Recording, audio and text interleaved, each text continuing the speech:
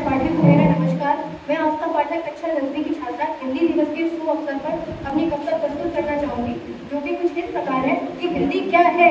जन जन की भाषा है हिंदी, भारत की आशा है हिंदी।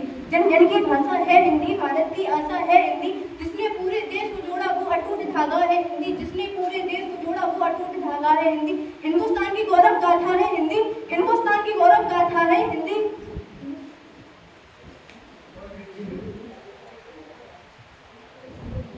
है हिंदी। जिसने काल को जीत लिया वो काल जयी गाथा है हिंदी। जिसने काल को जीत लिया वो काल जयी गाथा है हिंदी। और सरल शब्दों में अगर कहा जाए तो जीवन की परिभाषा है हिंदी। और इसी कविता को आगे बढ़ाते हुए मैं कहना चाहूंगी कि हमारी भारत की मातृभाषा हमसे क्या कह रही है कि मैं भारत माँ के मस्तक पर सबसे चमकीली बिंदी हूँ। मैं भारत माँ के मस्तक पर सबसे चमकीली बिंदी हूँ। मैं सबकी जानी पहचानी भारत की भाषा हिंदी हूँ। मेरी बोली में मीरा ने मनमोहक काव्य सुनाया था। मेरी बोली